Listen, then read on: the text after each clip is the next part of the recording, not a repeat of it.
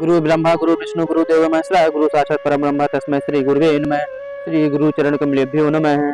तो आज हम श्रीमद् भगवद गीता के 12वें अध्याय का पाठ करेंगे, 12 अध्याय का पाठ करेंगे। अभी तक हमने 1 से लेके 4 अध्याय तक का पाठ कंप्लीट कर लिया है। अगर आपने नहीं देखा है तो हमारे प्लेलिस्ट में जाके आप देख सकते हैं। हमारे यूट्यूब चैनल पे भगवद गीता हिंदी अर्थ की प्लेलिस्ट है, उसमें सारी वीडियो सारे पाठ का अपलोड किए गए हैं। तो चलिए आज का पाठ प्रारंभ करते हैं। अथ 12वां अध्याय।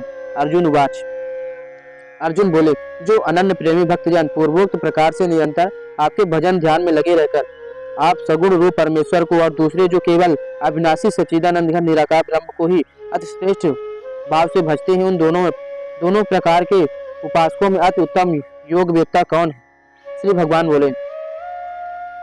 बोले, मुझमें मन को एकाग्र करके निरंतर मेरे भजन ध्यान में लगे हुए जो भक्तजन अतिशय श्रेष्ठ श्रद्धा से युक्त होकर मुझ सगुण रूप परमेश्वर को भजते हुए मुझको योगियों में अति उत्तम योगी मान्य है।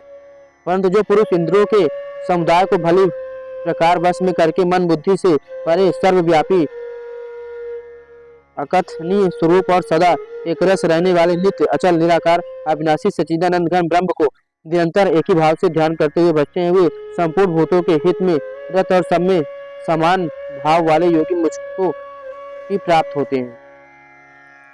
उस सच्चिदानंद घन निराकार ब्रह्म में आसक्त चित्त वाले पुरुषों के ध्यान में परिश्रम विशेष है, पुरुषों के साधन में परिश्रम विशेष है, क्योंकि देह अभिमानियों के द्वारा अव्यक्त विषय गति दुख पूर्वक प्राप्त की जाती है।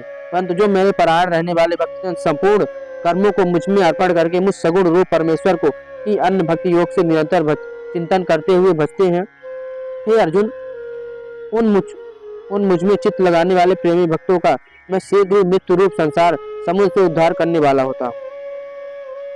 मुझ में मन को लगा और मुझ में ही बुद्धि को लगा, इसके उपरांत तो मुझ में ही निवास करेगा, उसमें कुछ भी संशय नहीं है। यदि तू मन को मुझ में अचल स्थापन करके लिए सामर्थ्य नहीं है तो हे अर्जुन, अभ्यास स्वरूप योग के द्वारा मुझको प्राप्त होने के लिए इच्छा कर। श्लोक नंबर 10।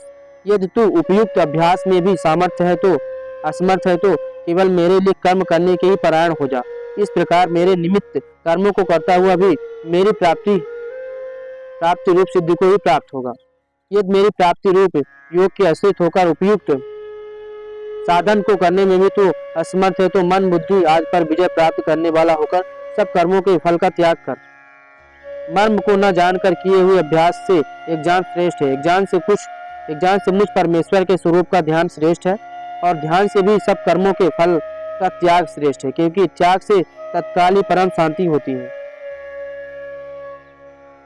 जो पुरुष सब भूतों में द्वेष भाव से रहित, स्वार्थ रहित, सबका प्रेमी और हेतु रहित, दयालु तथा ममता से रहित, अहंकार से रहित, सुख दुखों की प्राप्ति में सम और क्षमावान अर्थात अपराध करने वाले अभय देने वाले हैं, तथा जो योगी निरंतर संतुष्ट और मन इंद्रियों सहित शरीर को बस में किए हुए हैं और मुझ में दृढ़ निश्चय वाला है, वह मुझे अर्पण किए हुए मन बुद्धि वाले मेरा भक्त मुझको प्रिय है। श्लोक नंबर 15।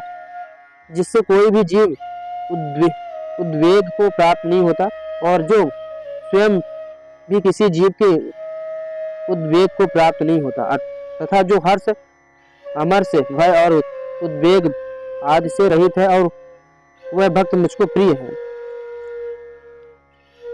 जो पुरुष आकांक्षा से रहित, बाहर भीतर से शुद्ध, चतुर, पक्षपात से रहित और दुखों से छूटा हुआ है, वह सब आरंभों का त्यागी मेरा भक्त मुझको प्रिय है। जो न कभी हर्षित होता है, न द्वेष करता है, शोक करता है, न कामना करता है, जो शुभ और अशुभ संपूर्ण कर्मों का त्यागी है, वह भक्ति युक्त पुरुष मुझको प्रिय है। श्लोक नंबर 18।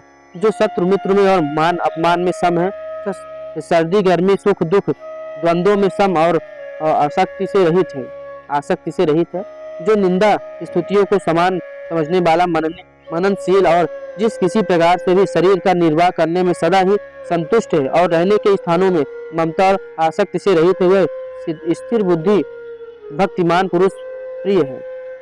परंतु जो श्रद्धा युक्त पुरुष मेरे परायण होकर इस ऊपर कहे हुए धर्ममय अमृत को निष्काम प्रेम भाव से सेवन करते हुए भक्त मुझको अतिशय प्रिय है। तो आज हमने श्रीमद् भगवद गीता का 12 अध्याय 12वें अध्याय का पाठ किया। कल मिलते हैं 13 अध्याय 13वें अध्याय में। तब तक के लिए जय श्री राधे श्याम।